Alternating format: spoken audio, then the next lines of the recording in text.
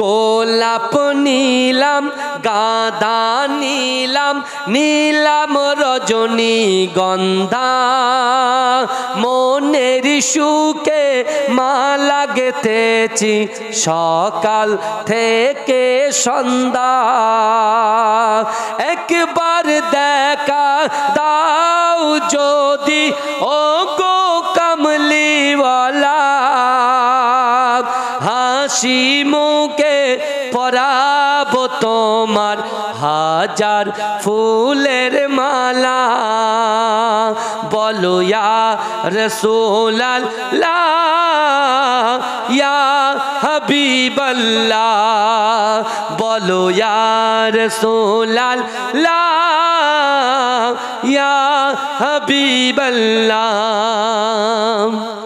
কালো ফুলকে প্রশ্ন করি রংটি কোথায় পেলে, কালো ফুলকে প্রশ্ন করি রংটি কোথায় পেলে, নবীজির ওই কেশ মোবারক কালো ছিল বলে, তাই কালো ফুলকে তুলে তুলে গেঁথে রাখলাম মালা, হাসি মুখে পরাবো তোমার হাজার ফুলের মালা। বলো ইয়া রাসূলুল্লাহ ইয়া হাবিবাল্লাহ। সাদা ফুলকে প্রশ্ন করি রংটি কোথায় পেলে, সাদা ফুলকে প্রশ্ন করি রংটি কোথায় পেলে, নবীজির ওই দাঁত মোবারক সাদা ছিল বলে, তাই সাদা ফুলকে তুলে তুলে গেঁথে রাখলাম মালা, হাসি মুখে পরাবো তোমার হাজার ফুলের মালা। বলো ইয়া রাসূলুল্লাহ ইয়া হাবিবাল্লাহ। আল্লাহুম্মা। মাইক খেলা ভাই আছে এখানে? শোনো দিন, পালাচ্ছ কেন শুধু?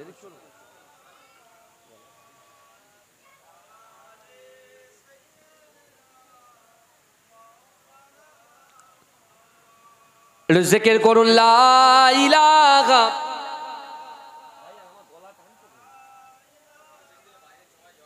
কেন জড়াবে কেন? এত বড় মাইক, একটা ফিডব্যাক দেন আমার, একটা মাইক ঘুরিয়ে একটা বক্স ঘুরিয়ে দেন আমার দিকে, ফিডব্যাক দিতে হয় তো, হুজুরদের দিকে দেবেন না, আমি যেটা বলছি সব শুনে বেরিয়ে যাচ্ছে, এরকম বলে গলা বসে যাবে তো আমার বাবাজি। হ্যাঁ, বাইরের আওয়াজ বোঝা যায় না? ইকো আমি তো দিতে বলছি না, তুমি একে কেটে দাও না, তুমি মাইকটা ঠিক করো। বুঝতে পারছেন না আমার বাবাজিরা? ভাইরা ভালো করে বোঝার চেষ্টা করেন। যে কথাগুলো আমি আপনাদেরকে আজকে দিনে বলছি, কটা আমল রাসূলুল্লাহ শিখিয়েছেন আমাদের? তিনটে। 1 নম্বর আল্লাহর ভয়, 2 নম্বর রাসূলুল্লাহর মুহাব্বত, 3 নম্বর নামাজের পাটি। যে আল্লাহকে ভয় করবে সে নামাজ কাজা করবে, এই কথা বলেন না। যে আল্লাহকে ভয় করবে সে পিতামাতাকে কষ্ট দিতে পারবে, কথা বলেন। যে আল্লাহকে ভয় করবে সে একটা মানুষের পিছনে বদনাম করতে পারবে, কুরুচিকর মন্তব্য করতে পারবে কি বলে, কথা বলেন না, পারবে না। যে রাসূলকে মহব্বত করবে সে কখনো জুয়া খেলতে পারবে, সে কখনো লটারি কাটতে পারবে, সে কখনো জেনা করতে পারবে, সে কখনো শরিয়াত বিরোধী কাজ করতে পারবে, এই কথা বলেন, পারবে না। আল্লাহর রাসূলের সাহাবা হযরতে আবু যার গাফফারী রাদিয়াল্লাহু তাআলা আনহু এই কথাটা শুনলেন। কার কথা? রাসূলুল্লাহর কথাটা। আল্লাহর রাসূলের 18 বছরের সাহাবা হযরত তালহা রাদিয়াল্লাহু তাআলা আনহু বসে বসে শুনলেন। আল্লাহর রাসূলের সাহাবা হযরত উবাদা রাদিয়াল্লাহু তাআলা আনহু বসে বসে শুনলেন। আল্লাহর রাসূলের সাহাবা হযরত সালমান ফারসি রাদিয়াল্লাহু তাআলা আনহু বসে বসে শুনলেন। বুঝতে পারছেন তো? তা হযরত রাসূল সাল্লাল্লাহু আলাইহি ওয়াসাল্লাম জবান দিয়ে যে কথা বলে আসমানের উপরে আল্লাহ কথাটাকে কবুল করে দেয়। তাই হযরতে আবু যার গাফারি রাদিয়াল্লাহু তাআলা আনহু তিনি চিন্তা করছেন যে আজকে এশার নামাজে আল্লাহর রাসূলের পিছনে সকল সাহাবারা নামাজ পড়ে যখন বাড়ির দিকে রওনা হবে, আমি আবু যার গাফারি মসজিদ থেকে বার হব না। কারণ আমার মনের খয়েশ, আমার মনের ইচ্ছা, আমার মনের আকাঙ্ক্ষা, আমার কলিজায় আল্লাহর ভয়, রাসূলুল্লাহর মহব্বত, আর নামাজ পাটিতে বসে বসে আল্লাহর কাছে চাইব। রাসূল বলেছে, রাসূল জবান দিয়ে যে কথা বলে আসমানের উপরে আল্লাহ কবুল করে নেয়, অর্থাৎ আমার কথাটাও আল্লাহ কবুল করে নেবে। জোরে বলেন, এই জোরে বলবেন না? আর মনে মনে ভাবছে আমিও ইবাদত বান্দেগিতে আজকের দিনে সকল সাহাবাদের আগিয়ে যাব। জোরে বলুন না। আমার আল্লাহ কোরআনে বলছে, বান্দা ওয়াসারিউ ইলা মাগফিরাতিম মির রাব্বিকুম ওয়া জান্নাতিন আরদুহাস সামাওয়াতু ওয়াল আরদ উইদ্দাত লিল মুত্তাকিন। আল্লাহ বলছে, ও বান্দা তোমরা অতি দ্রুত অগ্রসর হও, যত তাড়াতাড়ি সম্ভব আমি আল্লাহ আমার ক্ষমার দিকে অগ্রসর হও। তোমরা একটা প্রতিযোগিতা করো। আমরা কি প্রতিযোগিতা করছি? আমরা করছি ও একটা বাড়ি করেছে, আমাকে আরো দুতলা বাড়ি কি করে তৈরি করতে হবে। ও 1 বিঘে জমি কিনেছে, মানে আমি আরো 2 বিঘে জমি কি করে কিনবো। আমরা এই প্রতিযোগিতা করছি। আর সাহাবারা প্রতিযোগিতা কি করছে শোনেন। আমার ভাই জানেরা, এ নবী পাকের উম্মত উম্মতিরা, এ নবী দেওয়ানারা, বিশ্ব নবী রাসূলুল্লাহর মুহাব্বতের সাহাবা হযরত আবু যার গফারি রাদিয়াল্লাহু তাআলা আনহু এমন করে মসজিদে নববী শরীফে আল্লাহর রাসূলের মুয়াজ্জিন হযরত বেলাল যখন আজান শুরু করে দিলে, এ যুবকেরা, ওই সময় হযরত আবু যার গফারি রাদিয়াল্লাহু তাআলা এশার নামাজে আল্লাহ রাসূলের পিছনের কাতারে দাঁড়িয়ে গেলেন। এ যুবকেরা, এ নবী পাকের উম্মত উম্মতিরা, একটু ভালো করে বোঝার চেষ্টা করেন। হযরত আবু যার গফারি রাদিয়াল্লাহু তাআলা আনহু এমন করে চিন্তা করে, বিশ্ব নবী রাসূলুল্লাহ সাল্লাল্লাহু আলাইহি ওয়াসাল্লাম যখন মসজিদে নববী শরীফ থেকে নামাজ শেষ করে রাসূলুল্লাহ সাহাবা সবার হয়ে যাবে, আমি আবু যার গফারি নামাজের পাটিতে বসে বসে আমি আমার মনের কথাটা আল্লাহকে জানাবো।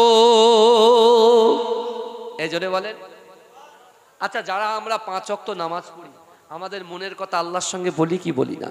এই কথা বলে। আর যারা শুক্রবারের দিন শুধু নামাজটা পড়ে, তাও কি সবার শেষে যায় আর সবার আগে পালায়? কথা ঠিক না বলি? এই কথা বলেন না। সবার শেষে যায় আর সবার আগে পালায়। এরকম ক্যান্ডিডেট কিছু আছে না নাই? কথা বলেন। এরকম আছে না নাই? কথা বলেন না। আবার 2টো ঈদে নামাজ পড়তে আসে, সেখানেও লেট করে। ইমাম সাহেব বলছে হয়ে গেছে এবার দিই, বলে দাঁড়ান আরো 4 মিনিট ওয়েট করে। এই শুনছেন তো নাকি? কথাটা ভালো করে বোঝার চেষ্টা করে। আল্লাহর রাসূলের সাহাবা আবু যার গফারি যখন মসজিদে নববী শরীফে সকল সাহাবারা বেরিয়ে যাচ্ছেন, উনি সাইডে চুপ করে দাঁড়িয়ে আছেন। চুপ করে দাঁড়িয়ে আছে, কারণ উনি নিয়ত কি করেছেন?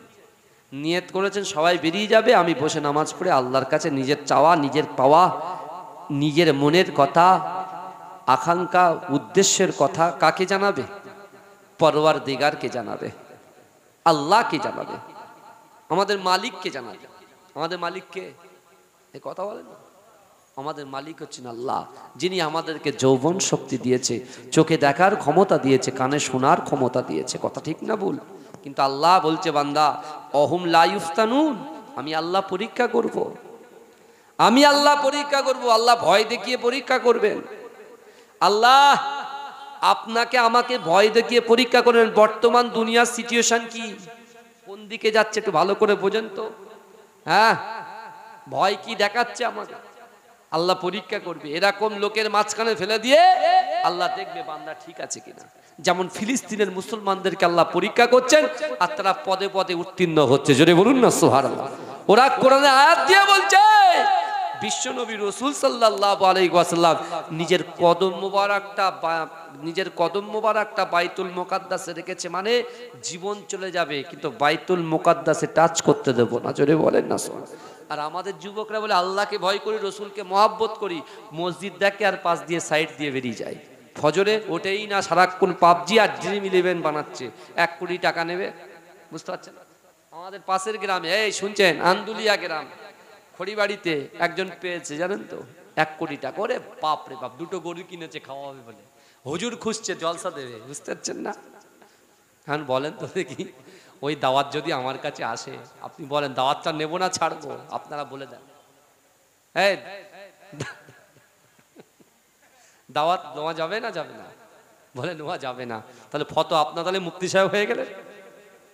আমার ভাই জানেরা, এ নবী পাকের উম্মত উম্মতিরা, এ নবী দেওয়ানারা, বিশ্ব নবী রাসূলুল্লাহ সাল্লাল্লাহু আলাইহি ওয়াসাল্লামের মুহাব্বতের সাহাবা হযরত আবু যার গফারি রাদিয়াল্লাহু তাআলা আনহু, সকল সাহাবারা যখন মসজিদে নববী শরীফ থেকে বার হয়ে যায়, আবু যার গফারি রাদিয়াল্লাহু তাআলা আনহু মসজিদে নববীর একটা কোণায় বসে বসে নামাজে মাসাল্লায় বসে আল্লাহর কাছে নামাজ আদায় করে আর ক্রন্দন করে।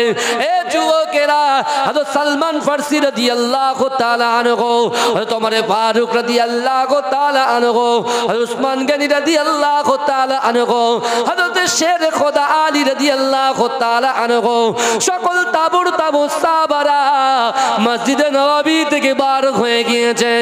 এ যুবকেরা, আল্লাহ রাসূলের মহব্বতের সাহাবা হযরত আবু যার গফারি রাদিয়াল্লাহু তাআলা আনহু মসজিদে নববী শরীফে বসে বসে আল্লাহর কাছে দুহাত উত্তোলন করে আল্লাহর কাছে ক্রন্দন করতে লাগেন।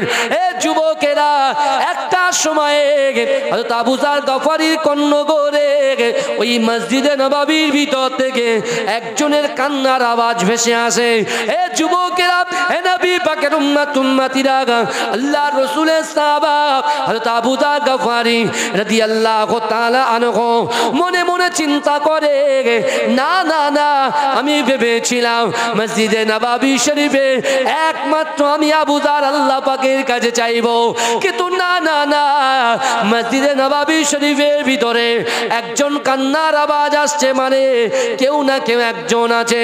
এ যুবকেরা, আবু যার গফারি কি করেছিলেন, তিনি এমন করে নামাজের মাসাল্লা থেকে উঠে গিয়ে মসজিদে নববী শরীফ থেকে যে জায়গায় কান্নার আওয়াজ আসে ওই জায়গায় পৌঁছে গিয়ে দেখছেন যিনি ক্রন্দন করছেন উনি অন্য কেউ নয়, আল্লাহর রাসূলের মুয়াজ্জিন হযরত বেলাল রাদিয়াল্লাহু তাআলা আনহু।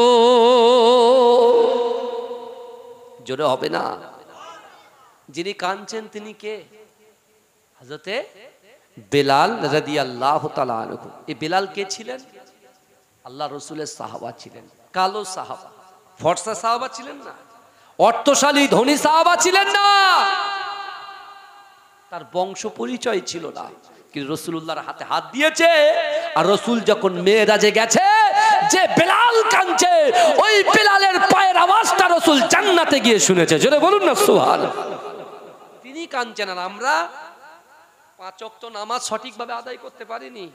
নিজের বাপ মার কথা এক কান দিয়ে শুনছি তো এক কান দিয়ে বার করে দিচ্ছি, এরকম আছে না নাই? কথা বলেন।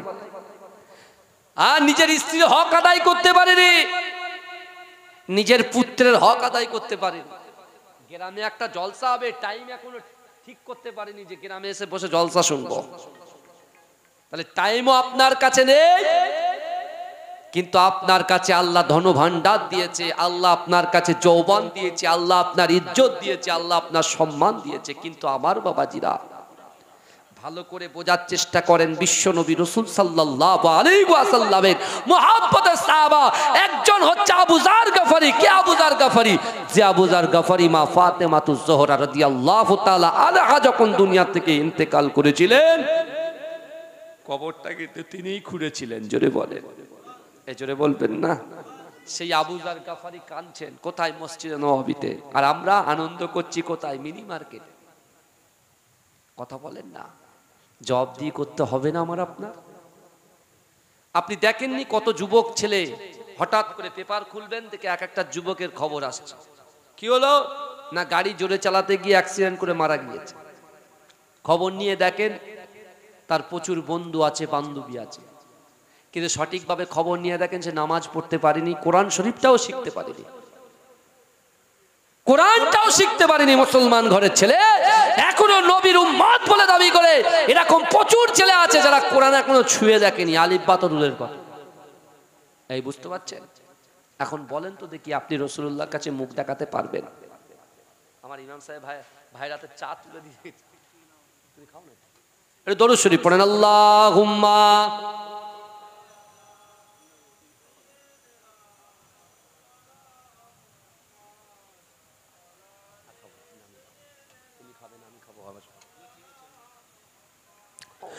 ওরে ও ভূমি মদিনার ভূমি, ওরে ও মাটি মদিনার মাটি, দুই দিকে দুই সাথী গায়, বিচকানে আমার নবী জিন্দা শুয়ে রায়। জোরে হবে না সুবহানাল্লাহ?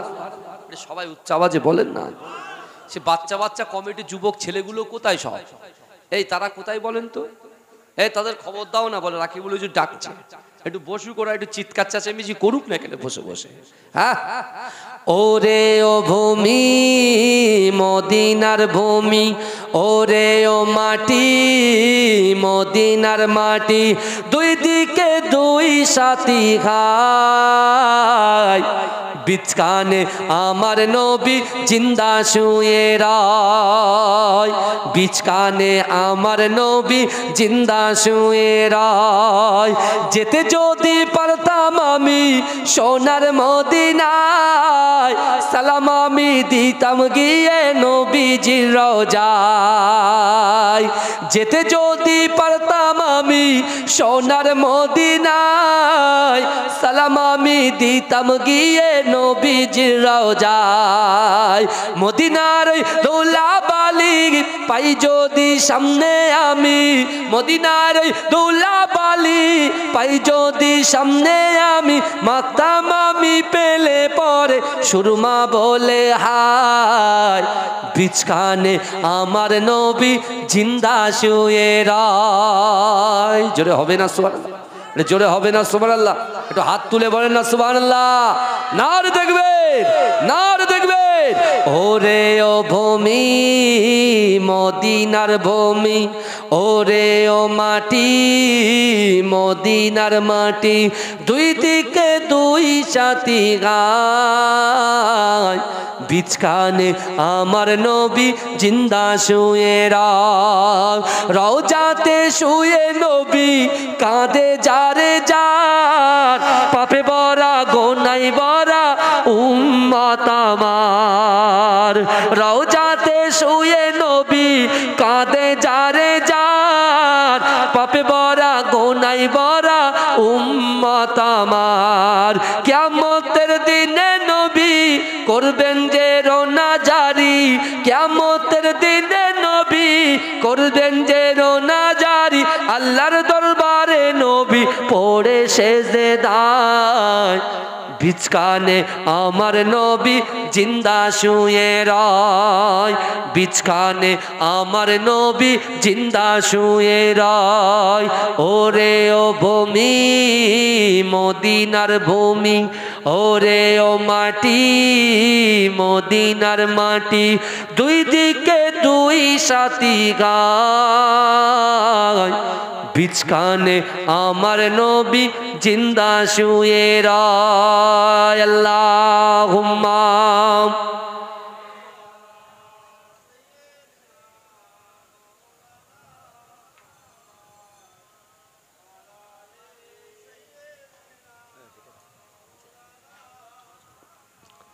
আমার বাবাজিরা ভাইরা, যে কথা আপনাদের সম্মুখে আলোচনা করছিলাম, বিশেষ করে আল্লাহর রসুলের সাহাবা হযরত আবু যার গফফারী রাদিয়াল্লাহু তাআলা আনহু, তিনি যেখান থেকে কান্নার আওয়াজটা আসছেন তিনি সেখানে গিয়ে কাকে দেখছেন? এই জোরে বলেন, কাকে দেখছেন? হযরতে বেলাল হুজুরকে দেখছেন। তা বেলাল হুজুর যখন সেজদারত অবস্থায় কাঁদছেন, পিছন থেকে গিয়ে হাতটা যেই ঘাড়ের উপরে রাখলেন, সাথে সাথে মাথাটা তুললেন। হযরতে আবু যার গাফফারি বলছেন, বাবা ভাই বেলাল, কি ব্যাপার, আপনি এখানে? বলছে আপনি এখানে? বলছে আপনি শোনেননি আল্লাহ রসুল সাহাবাদেরকে নিয়ে তিনটা আমলের কথা বললেন? এক আল্লাহর ভয়, দুই রসুলুল্লাহর মহাব্বত, তিন হচ্ছে নামাজের পাটি। রসুলুল্লাহ জবান দিয়ে যে কথা বলে আসমানের উপরে, ওই কথাটাকে আল্লাহ কবুল করে। তাই আমি বেলাল, আমি চিন্তা করেছি যে আজকে মসজিদে নববী শরীফে নামাজের পাটিতে বসে বসে আল্লাহর কাছে নিজের দিলের কথা, অন্তরের কথা প্রকাশ করব, আর রসুলুল্লাহর কথা অনুযায়ী আল্লাহ কবুল করে নেবে। জোরে বলুন। আবু যার হুজুর আসতেন একই কথা বলছে যে ভাই আমিও তো সেই একই নিয়ত করেছি, কিন্তু আমি যে নিয়তটা করেছিলাম যে আজকে রাতের বেলা ইবাদতে সকল সাহাবার আগে যাব, সেটা আর আমার কপালে হলো না। কারণ তোমারও যে নিয়ত আমারও সেই একই নিয়ত। জোরে বলুন না সুবহানাল্লাহ।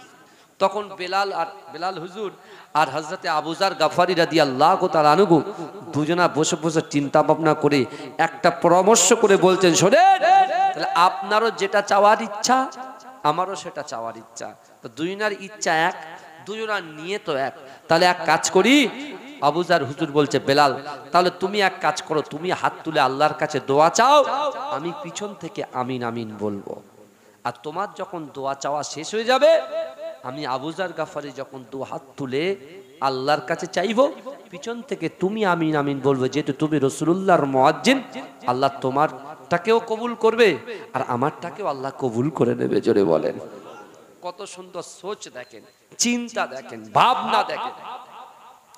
আরে আজকে যারা জান্নাতের বাগানের বাইরে আছে, এই পাড়াবাসী গ্রামবাসীকে করজোরে অনুরোধ করে বলবো, বিশ্বাস করেন আজকের দিনে যে মাটির বুকের উপরে আপনি বসে আছেন, এই মাটিটা যদি আপনারা 40 কোটি টাকা দেন, পুরো দুনিয়া বিক্রি করে দিলেও আজকের এই মাটির দামটা আপনি দিতে পারবেন না। আজকের দিনের কথা, আপনি এমনি কিনতে পারবেন বাড়ি করার জন্য, কিন্তু আজকের দিনে যে মর্যাদা দিয়েছেন যে মাটিটার। রসুল 5টা প্রশ্নের কথা বলেছিল, মনে আছে তো আপনাদের? আমি প্রথমে বলেছিলাম, 3-4 জন বসেছিল, অনেকে আসেনি, আর একবার রিপিট করি। রসুল বলেছে কিয়ামতের মাঠে আল্লাহ 5টা প্রশ্ন করবে তার বান্দা বান্দিকে, আমার উম্মত উম্মতিকে। আর যতক্ষণ পর্যন্ত আমার উম্মত উম্মতিরা ওই 5টা প্রশ্নের উত্তর না দিতে পারবে, আল্লাহর সামনে থেকে এক চুল পরিমাণে কদম তুলতে পারবে না, পা তুলতে পারবে না। রাসূলুল্লাহ সাল্লাল্লাহু আলাইহি ওয়াসাল্লাম বলছেন যে আমার সাহাবারা কাল কিয়ামতের মাঠে আল্লাহর কাছে 4টে জিনিস সাক্ষ্য দেবে। জোরে বলবেন না? এই কটা দেবে? আল্লাহ প্রশ্ন করবে কটা? কথা বলেন না। 5টা। আর আমাদের পক্ষে আল্লাহর কাছে সাক্ষ্য দেবে কটা জিনিস? 4টে।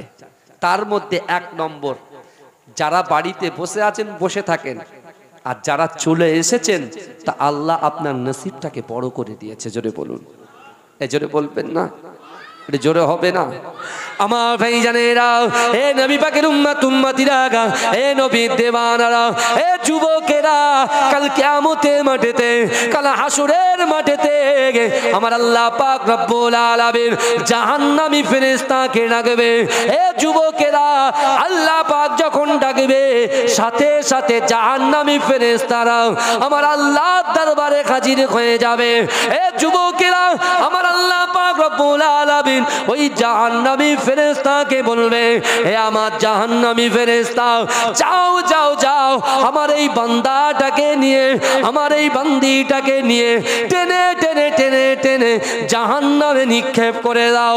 হে যুবকেরা, হে নবী পাকের উম্মত উম্মতিরা, আল্লাহ পাকের কথা শুনে আল্লাহ পাকের জাহান্নামী ফেরেশতারা ওই সময় আল্লাহর বান্দার হাতটা ধরে, আল্লাহর বান্দির হাতটা ধরে টেনে টেনে টেনে টেনে জাহান্নামের দিকে নিয়ে যাবে। এ যুবকেরা, এ নবী পাকের উম্মত উম্মতিরা, জাহান্নামে যেতে 1 পা বাকি, জাহান্নামে যেতে 1 পা বাকি। আমার আল্লাহ পাক রব্বুল আলামিনের সম্মুখে এ যুবকেরা যুবকেরা যে মাটির বুকের উপরে বসে বসে ওয়ায়ুসাব্বিহুনাকা ওয়ায়ুহাম্মিদুনাকা ওয়ায়ুকাব্বিরুনাকা, আপনারা যারা সুবহানাল্লাহ বলছেন, আলহামদুলিল্লাহ বলছেন, আল্লাহু আকবার বলে তাকবীর দিচ্ছেন, এ যুবকেরা যে মাটির বুকের উপরে বসে বসে জালসা শুনছেন, কোরআন হাদিস শুনছেন, এই মাটির আল্লাহ পাক রব্বুল আলামিনের দরবারে এই মাটির জবানটা খুলে যাবে।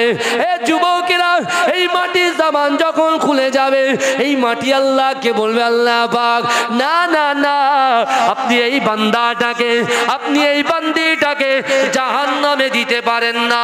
আমার আল্লাহ জিজ্ঞাসা করবে, এ মাটি তুমি বলো আমি আল্লাহ কেন এই বান্দাটাকে, এই বান্দিটাকে জাহান্নামে দেব না? এ যুবকেরা, এই মাটি বলবে, আল্লাহ পাক না না না, আমি সাক্ষ্য দিলাম আমার বুকের উপরে বসে বসে তারা সুবহানাল্লাহ বলেছে, আলহামদুলিল্লাহ বলেছে, আল্লাহ আপনার নামে তাকবীর দিয়েছে। এ যুবকেরা, আমার আল্লাহ পাকের রাগের থেকে দয়া বেশি। আমার আল্লাহ পাক রব্বুল আলামিন জান্নাতি ফেরেশতাকে ডাকবে, এ আমার জান্নাতি ফেরেশতা, যাও যাও যাও, আমার জাহান্নামী ফেরেশতা থেকে আমার ওই সকল জাহান্নামী বান্দা বান্দির হাতটা ধরে তোমরা এমন করে আমি আল্লাহ পাকের জান্নাতের মধ্যে প্রবেশ করিয়ে দাও। এই জন্য বলেন, চিৎকার দিয়ে বলা যাবে সুবহানাল্লাহ। নারে দেখবে, নারে দেখবে।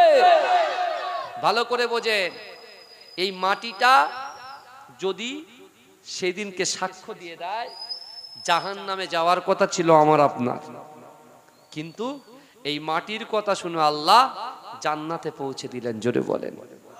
আত-তাকদীর অধ্যায়ের মধ্যে একটা হাদিস আছে, আনসাল ইবনে সাদ রাদিয়াল্লাহু তাআলা আনহু قال قال رسول الله সাল্লাল্লাহু আলাইহি ওয়াসাল্লাম ইন্নাল আবদা লা ইয়ামালু আমালা আহলিন নার ওয়া আন্নাহু মিন আহলিল জান্নাত ওয়া ইন্নামাল আমালা আহলিল জান্নাত ওয়া আন্নাহু মিন আহলিন নার ইন্নামাল আমালু বিল খাওয়াতিন।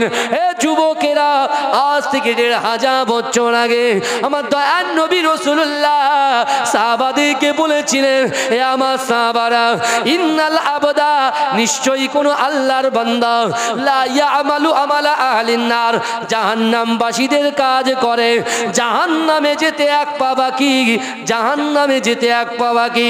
আল্লাহ ওই ব্যক্তির দ্বারায়, ওই যুবকের দ্বারায়, ওই নারীর দ্বারায়, ওই পুরুষের দ্বারায় এমন একটা কাজ আল্লাহ করিয়ে নেয়, তার ঠিকানাটা দয়ার জান্নাত হয়ে যায়। জোরে হবে। তার ঠিকানাটা কি হয়ে যায়? জান্নাত হয়ে যায়। জাহান্নামে যাচ্ছিলেন, আল্লাহ দয়া হয়ে গেল, এমন একটা কর্ম, এমন একটা কাজ আমার আপনার দ্বারাই করিয়ে নিলেন, তার ঠিকানাটা জান্নাত হয়ে গেল। জোরে বলেন। হ্যাঁ, তাহলে আপনি যে ব্যঙ্গ করছেন, যুবক ছেলেরা হুজুরদেরকে ভালোবাসে, মোহাব্বত করে, প্যার করে বলে আপনারা যে ব্যঙ্গচ্ছলে দেখছেন, ইমাম সাহেবকে ভালোবাসে বলে আপনি বলছেন ইমাম সাহেবকে ভালোবাসি তো সব হয়ে গেল। এই যে ব্যঙ্গগুলোকে আপনি করছেন না, কুরুচিকর মন্তব্যগুলো করছেন না, আপনি যদি সত্যিকারের ইমানদার হয়, তাহলে আপনি যদি ইমানদার হন আপনার প্লাস হবে, আর যে ইমানদার হবে না তার মাইনাস হবে। তাই তো এখন যাকে আপনি কুরুচিকর মন্তব্য করছেন তার কিন্তু মাইনাসে চলছিল দিনটা, আর আপনার চলছিল প্লাসে। কিন্তু এই গীবত এবং কুরুচিকর মন্তব্য করার জন্য ওর মাইনাসটা আপনার মাইনাসে আসবে, আর আপনার প্লাসটা ওর প্লাসে যুক্ত হবে। জোরে বলেন। এই জোরে বলবেন না, আর জোরে হবে না। না রে দেখবে, না রে দেখবে। শিশির ভেজা রাতের শেষে ডাকে ভোরের পাখি গে, পূব আকাশে সূর্য ঘেঁষে করে ঝিকিমিকি, বুলবুলিরা মধুর সুরে দরুদ পড়ে, বুলবুলিরা মধুর সুরে দরুদ পড়ে। বিশ্ব নবী এলো আজি মা আমিনার কোলে, বিশ্ব নবী এলো আজি মা আমিনার কোলে, রাতের আধার ঘুচে গেল ফজর হলো যখন, আমার নবী দুনিয়াতে এসেছিল তখন। রাতের আধার ঘুচে গেল ফজর হলো যখন, আমার নবী দুনিয়াতে এসেছিল তখন। বুলবুলিরা মধুর সুরে দরুদ পড়ে, বুলবুলিরা মধুর সুরে দরুদ পড়ে, বিশ্ব নবী এলো আজি মা আমিনার কোলে। আল্লাহুম্মা। আমি কি করব? আপনি মাইকটা সেভাবে করে দেন। কি আসে? আমি একটা কথা শুনেন, আমার কথা শুনেন বাবু, একটা দেখেন, মাইকটা সেটিং করাটাই ভুল হয়েছে। ঠিক আছে, তাহলে ঠিকঠাক, তাহলে কি বলবো বলেন?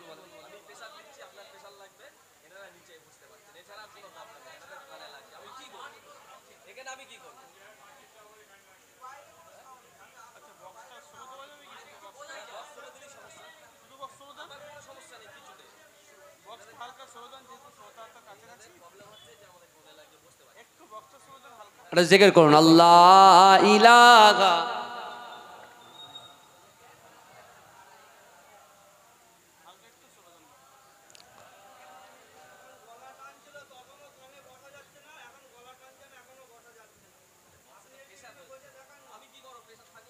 আমার ভাইরা, আচ্ছা ঠিক আছে, আচ্ছা বাবা কথা বলছেন কেন বসে?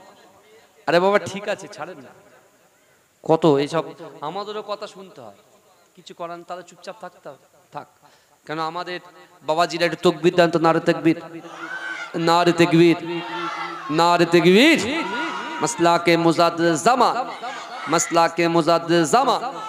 মাশাআল্লাহ। আমার ভাইরা ভালো করে বুঝে, যে কথাগুলো বলছি ভালো করে মাথায় নিয়ে রাখেন, যে আয়াতগুলো বলছি ভালো করে আমল করার চেষ্টা করেন। দেখবেন আপনার যদি তিনটা আমল রসুল বলেছে, ওই তিনটা আমল যদি করতে পারেন, তাহলে আবু যার গাফারি যে নিয়ত করে নামাজের পাটিতে বসে আল্লাহর কাছে চাইছিল, সেই মসজিদে নববীর ভিতরে আছেন কে? হযরতে বেলাল হুজুর। তিনিও সেই আল্লাহর কাছে চাওয়ার জন্যই বসেছিলেন। জোরে বলুন না সুবহান। এটা জোরে হবে। তখন আবু যার গাফারি হুজুর যে প্রস্তাবটা দিলেন, তা হযরতে বেলাল হুজুর মেনে নিলেন। বুঝতে পেরেছেন? মেনে নিলেন, ঠিক আছে।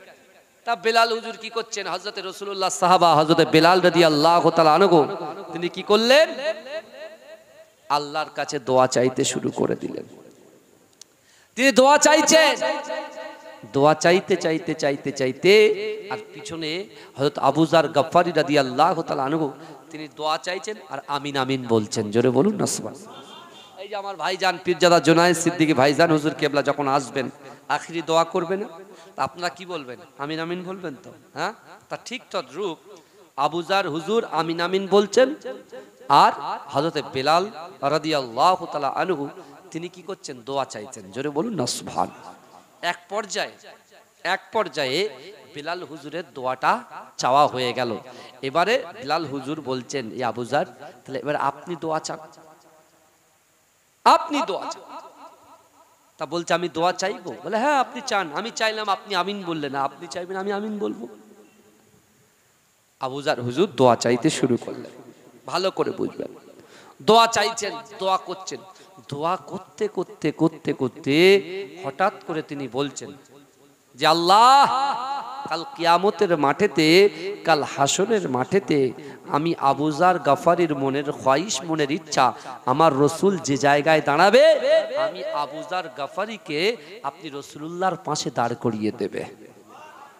এই জন্য বলেন, আমাদের অনেক চাওয়া পাওয়া আছে কি নাই? কথা বলেন না। আমরা জান্নাতে যেতে চাই না জাহান্নামে যেতে চাই?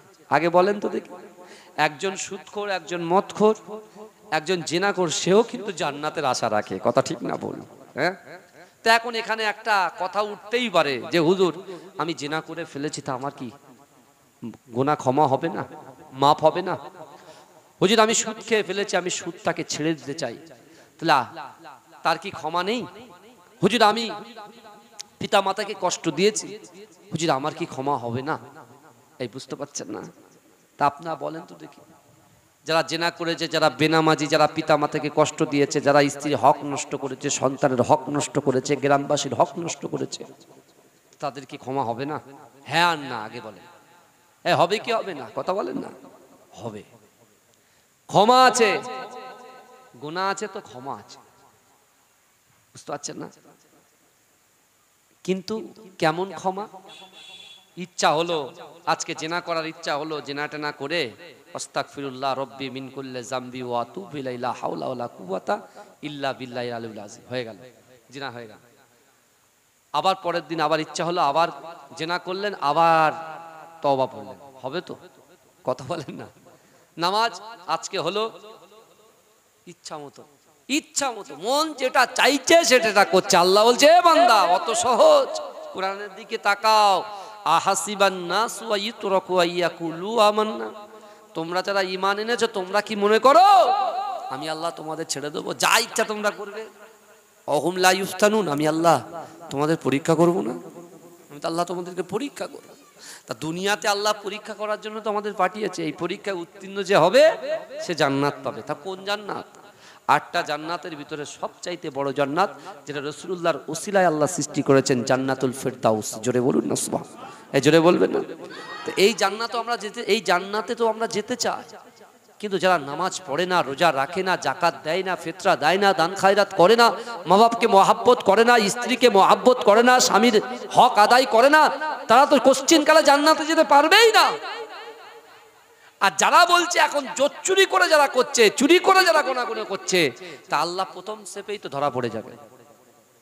5টা সওয়াল আল্লাহ করে। প্রথম বলবে, আল্লাহ বলবে বান্দা তোকে আমি আল্লাহ 60 বছর, 70 বছর, 80 বছর, 30 বছর, 25 বছর হায়াত দিয়েছি।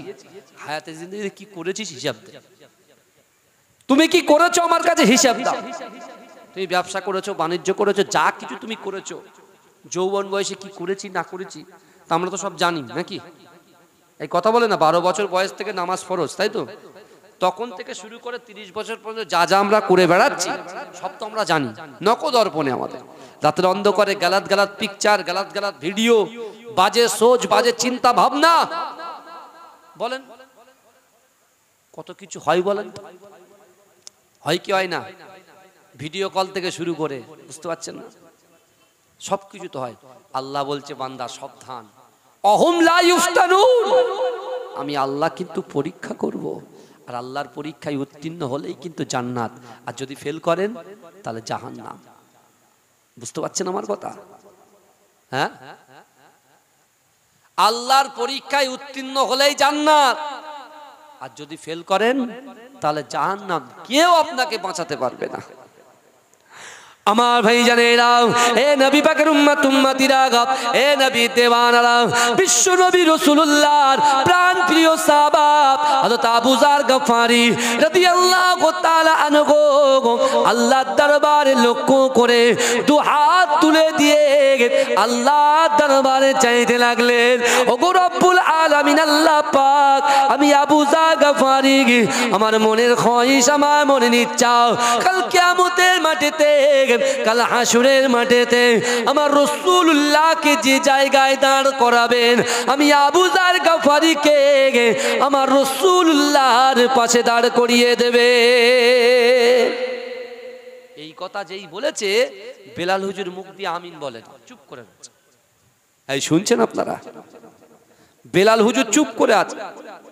আবার রিপিট করেছে, ওগো রব্বুল আলামিন আল্লাহ পাক, আমি আবু যার গফারি আমার মনের খোয়াইশ, আমার মনের ইচ্ছা, কাল কিয়ামতের মাঠেতে, কাল হাসরের মাঠেতে বিশ্ব নবী রাসূলুল্লাহকে যে জায়গায় দাঁড় করাবে, আমি আবু যার গফারিকে আপনি আপনার রাসূলুল্লাহর পাশে দাঁড় করিয়ে দেবে। এই দোয়া যে চাইলেন, আবার তিনি শুনছেন যে বেলাল হুজুর আমিন বলছেন না, দোয়া ছেড়ে দিলেন। দোয়াটা কি করলেন? ছেড়ে দিলেন। দিয়ে বেলাল হুজুরের দিকে ঘুরে বলছেন, বেলাল কি ব্যাপার, এটা কেমন হলো? আপনি আপনার মনে যা ইচ্ছা আল্লাহর কাছে চেয়েছেন, আর আমি আবু যার পিছন থেকে আমিন আমিন বলেছি, আর আমি চাইছি, আর আপনি আমিন বলছেন না কেন? আমার যুবকেরা, এ নবী পাকের উম্মত উম্মতিরা, এই দুনিয়া ইসলামের জন্য, এই দুনিয়ায় রাসূলুল্লাহর জন্য, এই দুনিয়াতে আল্লাহকে খুশি করার জন্য এখনো আমরা কিছুই করতে পারলাম না। আল্লাহকে খুশি করতে পারলাম না, রাসূলুল্লাহকে খুশি করতে পারলাম না। এ যুবকেরা, দুনিয়ার মোহে, দুনিয়ার লোভ আমাদেরকে এমন করে দুনিয়ার পিছনে ছুটিয়ে বেড়ায়। এ যুবকেরা, এ নবী পাকের উম্মত উম্মতুরা, একটু ভালো করে বোঝার চেষ্টা করো। যৌবন ফুরিয়ে যাবার আগে যৌবনকে কদর করা শেখো। শরীর সুস্থ হওয়ার আগে, অসুস্থ হওয়ার আগে শরীর সুস্থতার হক আদায় করতে থাকো। এ যুবকেরা, একটু ভালো করে বোঝার চেষ্টা করেন। আপনি বলছেন না না না, এখন আমার বয়স 25 বছর, আর একটু বয়স হোক ইবাদত করব। আপনি অনেকভাবে চিন্তা করছেন, না না না, আমার বয়স 30 বছর, এখনো সময় আছে ইবাদত বন্দেগী করার। কিন্তু যুবকেরা, আপনি বলেন তো দেখি, আজরাইল যদি আপনার সামনে চলে আসে, আপনি কি 1 কোটি টাকা হাতে দেবেন আজরাইলকে? ও আজরাইল, তোমাকে 1 কোটি টাকা দিলাম, আর আপনি আমার কাছে আসবেন না। এ যুবকেরা, আপনি বলেন দুনিয়ার জমিনে এটা সম্ভব না অসম্ভব? এই বলেন, এটা অসম্ভব। আমার পয়সা আছে, আমার জমি আছে, আমার জায়গা আছে, আমি যখন একটা মেয়ে আমার বাড়িতে নিয়ে যাব, আমি কি কি দেখবো বলেন তো? এই কথা বলেন না। প্রথম দেখবো মেয়েটা নম্র কিনা, ভদ্র কিনা, সে ইসলামিক কালচার অনুযায়ী চলে কিনা। কথা ঠিক না বল? আর যাদের দিলের ভিতরে টাকা পয়সার লোভ আছে, তারাই দেখবে আগে যে বাপের কবি কি জমি আছে, দেখ কটা বাইক দেবে, কটা গাড়ি দেবে, হ্যাঁ এইসব। কিন্তু সত্যিকারে আল্লাহর ভয় যদি আপনার কলিজায় থাকে, আপনার অন্তরে থাকে, তাহলে আপনি কিন্তু আগে দেখবেন তার চরিত্র। কি দেখবেন বলেন? কথা বলেন না। চরিত্র দেখবেন। টাকা নাই, অর্থ নাই, মেয়ের চরিত্র ভালো, চলে আসেন, ঘরে নিয়ে চলে আসেন। আপনার ঘর আল্লাহ রহমতে বর্ষণ করে দেবে, জোরে বলে, ভরপুর করে দেবে। আর তার চরিত্র খারাপ, অর্থ আছে, সম্পদ আছে, বিজনেস আছে, ব্যবসা আছে, আপনার ঘরটা যাবে, সব শেষ করে দেবে। কথা ঠিক না ভুল? একটু কথা বলেন না বাবাজি। কিন্তু আমার ভাইরা, আপনি চিন্তা করুন, সাহাবাদের সোচ, সাহাবাদের চিন্তা, তারা রসুলকে চামড়া চোখে দেখেছে, আমরা চামড়া চোখে দেখেছি? এই কথা বলে না। তারা রসুলকে চামড়া চোখে দেখেছে, তার পরেও যার পায়ের আওয়াজ জান্নাতের বাগানে রসুল শুনেছেন, তারপরেও ওই বেলাল মসজিদে নববীতে কিয়ামতের মাঠের কথা চিন্তা করে কাঁদছেন। হ্যাঁ, আমরা কি ইসলামের জন্য একটা যুদ্ধে গেছি? এই কথা বলেন। ইসলামের জন্য কি জান কুরবান করে দিতে পেরেছি? পারিনি। কিন্তু যুবকেরা, বিশ্বাস করো, আল্লাহর রাসূলের সাহাবা,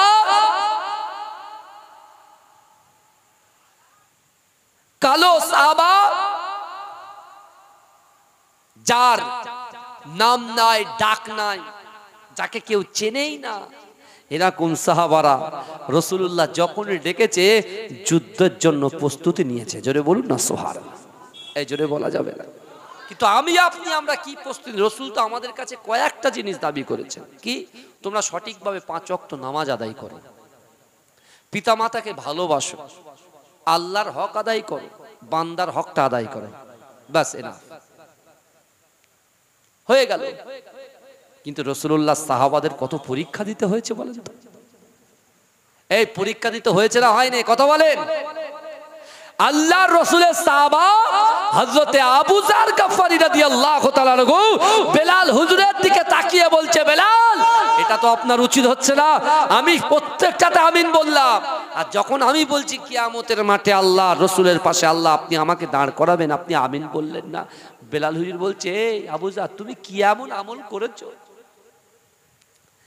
কি এমন আমল করেছো? কি এমন ইবাদত করেছো?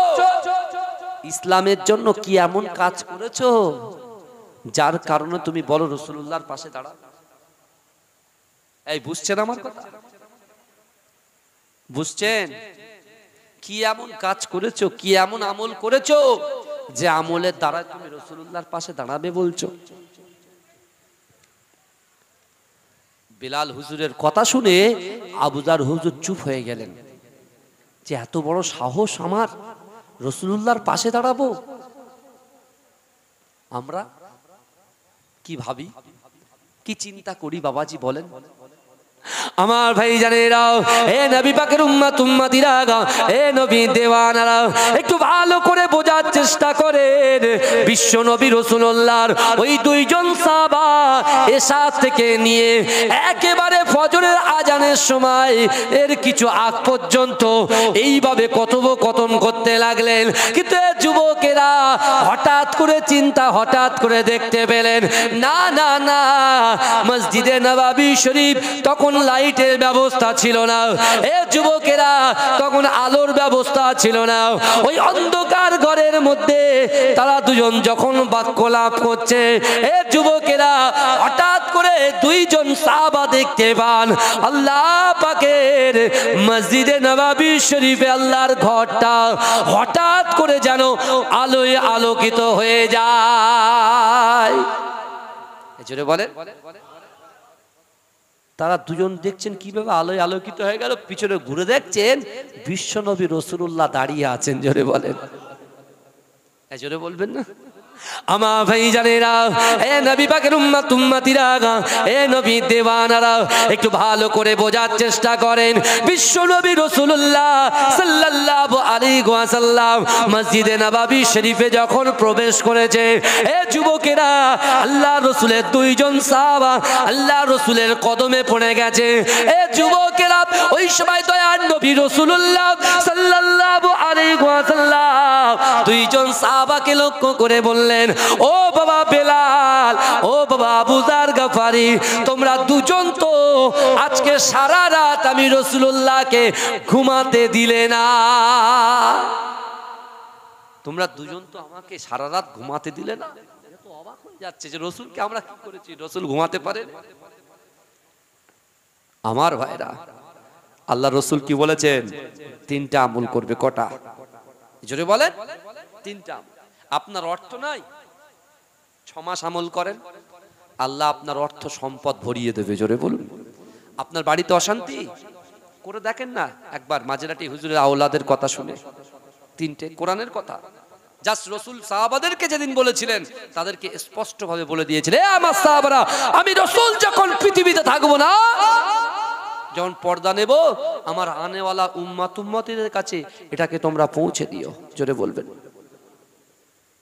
জোরে বলা যাবে? আমার ভাইরা, বিশ্বনবী মুস্তাফা জানের রহমত, তিনি হাজির হয়ে বলছেন, এ বাবা বেলাল, বাবা আবু যার গফারি, তোমরা দুজন তো আমাকে ঘুমাতে দিলে না। ওরা কদম থেকে আর ওঠে না, দুজন রোনাজারি শুরু করেছে। তাকবীর, নারে তাকবীর, নারে তাকবীর। ভাইজান হুজুর কেবলা, পীরজাদা জুনায়েদ সিদ্দিকী ভাইজান হুজুর কেবলা, নারে তাকবীর। মাসলাকে মুজাদ্দিদ জামান, মুজাদ্দিদ জামানের হক সিলসিলা ভাইজান হুজুর কেবলা।